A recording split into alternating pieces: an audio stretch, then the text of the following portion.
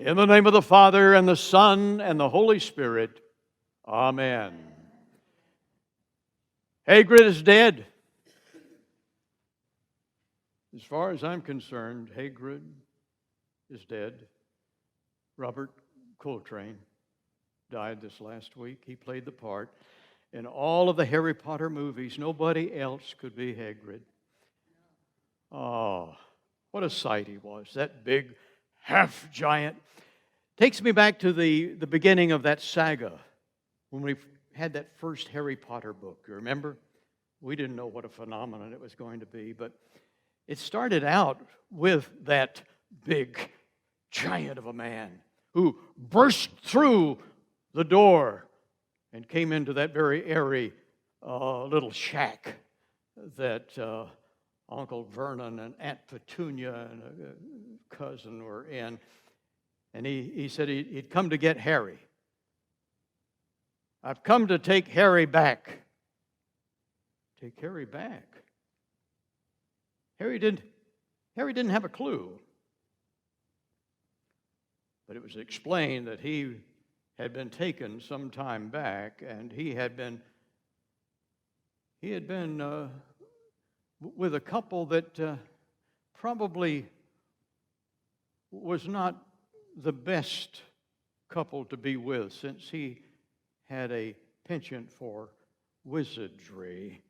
He had been with some Muggles.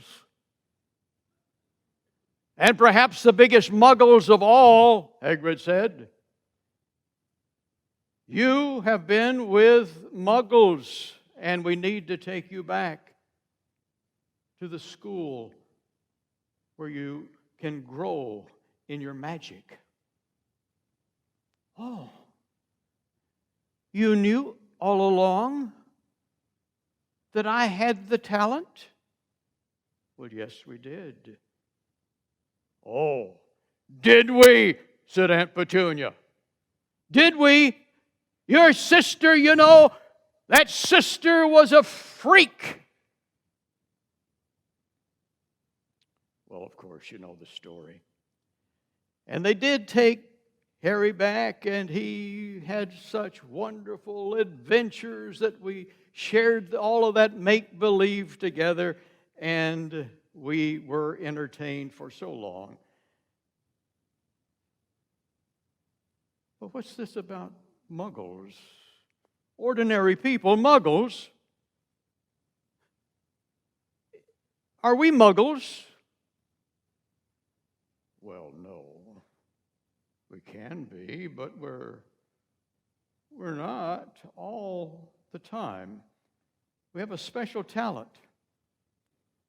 We have a special talent. Just by saying several words, we can be transformed. That's real magic.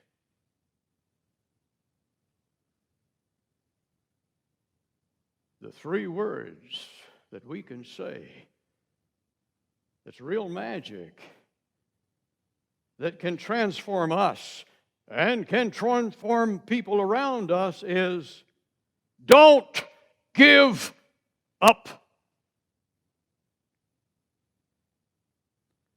You heard it in the gospel today in that parable. The lady that needed the judge to interact on her behalf because there was some bad legal stuff going on, and she needed, the word is justice. Nothing special, just justice. But the judge was a heartless man. No justice for anybody, except she kept on, and she kept on, and she kept on. And finally he said, I have had enough of this. This woman is going to drive me crazy. Whatever she wants. Your prayer should be like that, Jesus said. Your prayer should not be just a once in a while talk to God.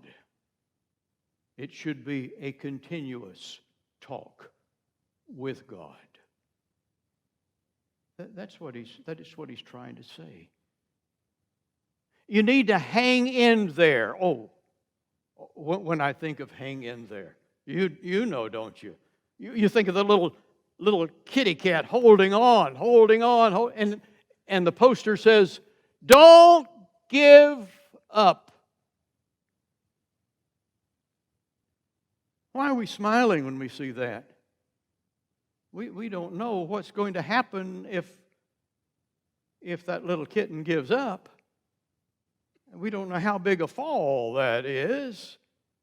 We don't know if there's a bulldog down there ready to grab. We don't know, and yet we smile because we know the little kitten's not going to give up. That the little kitten is going to come out all right. And so we smile knowing, but that's the message for us. Those are the magic words. Why are they magic?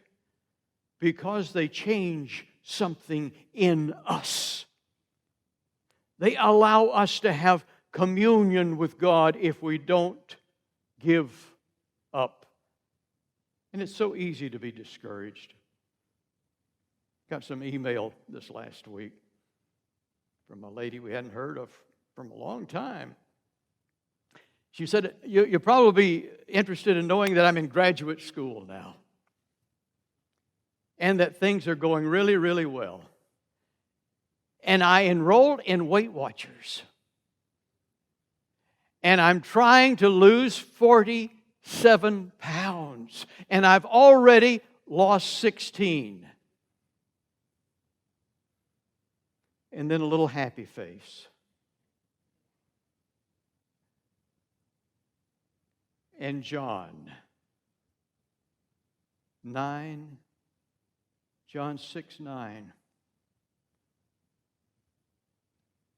John 6:9. I had to find out what John 6:9 was. But what are they among so many?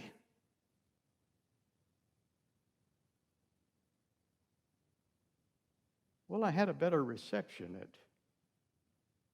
8 o'clock. You see, she's trying to lose weight. She's lost 16. What are they among so many? This is a rough crowd, you know.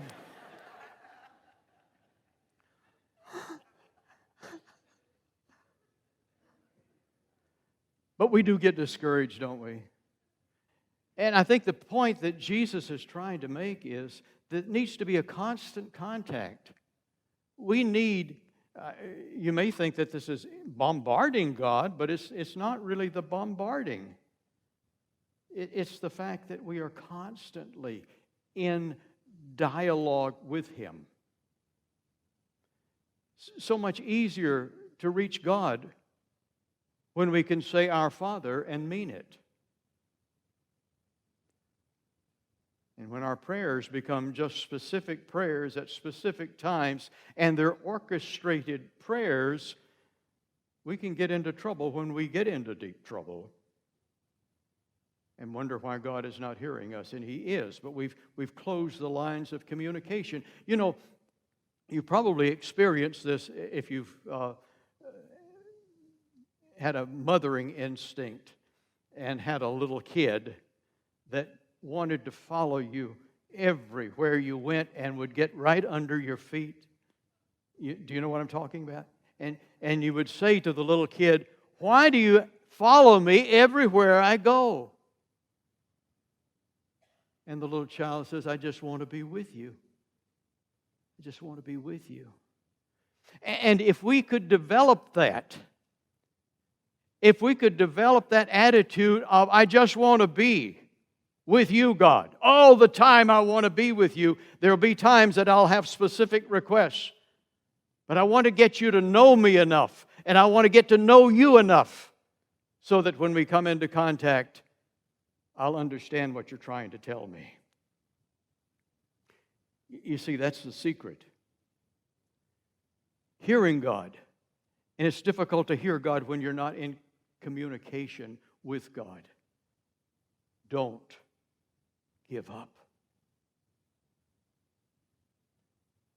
Sometimes we give up because we say to ourselves, well, I'll have contact with God, but I don't need constant contact with God.